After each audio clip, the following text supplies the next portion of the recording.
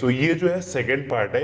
यहाँ पे सबसे पहले मैं आपको सिंगल सिखाऊंगा कि एसएमए पे ऑप्शन बाइंग कैसे करते हैं। ठीक है, वीवैप को अभी हटा देते हैं, पहले एसएमए सीखिए, फिर मैं आपको वीवैप सिखाने वाला हूँ। ठीक है, जो भी लोग नए हैं तो सिंपली करना है कि आपने अपने आप को चार्ट में एसएमए लगाना है। ठीक है, अपने चार्ट में एसएमए लगा दिया, एक इधर मैं कॉल ऑप्शन भी लगा लेता हूं बिकॉज लोगों को कंफ्यूजन रहेगा। ठीक है, लोग कहेंगे कि भैया आपने तो बस पुट में दिखाया, कॉल में भी देखना चाहिए।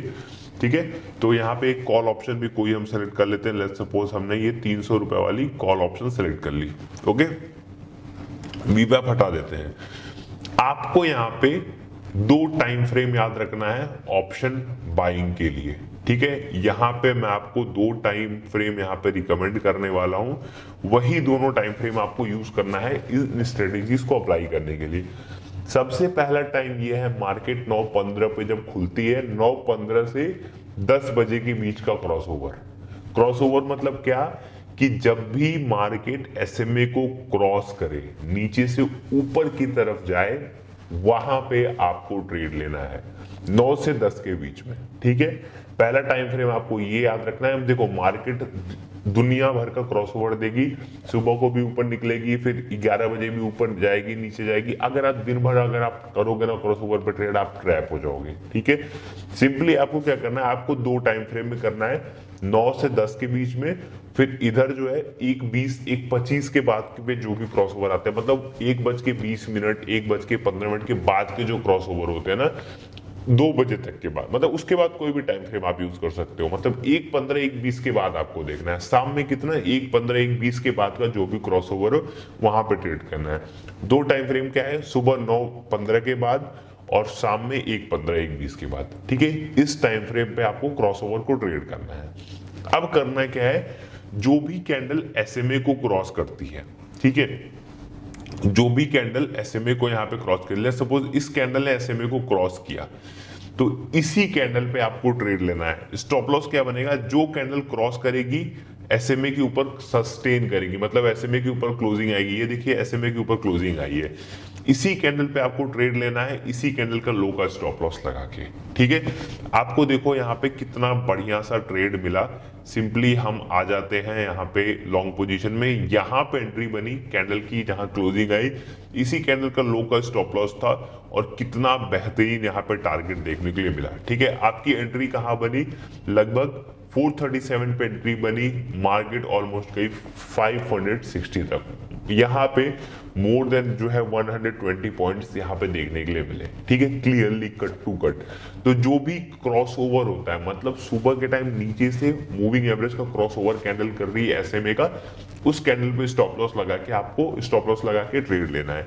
यहाँ पे देखिए क्रॉस ओवर्स तो कई हुए होंगे, देखिए यहाँ पे भी क्रॉस ओवर हुआ है, यहाँ पे भी 300 पे एंट्री बनी है, ऑलमोस्ट प्राइस 360 रुपए तक है। 60 पॉइंट स्कैल्पिंग में बहुत होते हैं। यहाँ पे भी एक क्रॉस ओवर हुआ है, तो इस कैंडल पे 308 पे एंट्री बनी है, नीचे का स्टॉप लॉस बना है, और देखो कितना 340 तक का टारगेट, 20 पॉइंट का टारगेट मिला है। ठीक है, ये तो कॉल साइड कर रहा।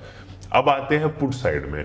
पुट साइड में अगर वही चीज सेम हम देखेंगे, हमने क्या बताया, सुबह और शाम दो टाइम फ्रेम आपको मैंने बताया, एक 9:15 वाला और एक 1:15 1:20 वाला। तो लेट सपोज हम यहाँ पे ढूंढते हैं 1:15 1:20 पे क्रॉसओवर कहाँ आया है। ठीक है, तो 1:15 यहाँ पे इस कैंडल पे हो रहा था, इसके आगे आते हैं, इस पर्टिकुलर कैंडल पे ब्रेकआउट आया है। ठीक है, यहाँ पे देखिए इस कैंडल का आपका हाई पे आपने एंट्री बनाया, कैंडल का लो स्टॉप लॉस बना, स्टॉप लॉस कभी हिट हुआ नहीं, हिट हुआ। ठीक है, आपने 300 100 पे एंट्री, 301 पे एंट्री बनाई, प्राइस पहले थोड़ा सा नीचे रिट्रेस करी, फिर उसके बाद ऊपर भगी। ठीक है, कहां तक ऊपर भगी, 300 से सीधे सीधे आपको 360 पॉइंट का आपको यहाँ पे एक सिंगल इंडिकेटर पे आपको टारगेट देखने के लिए मिला।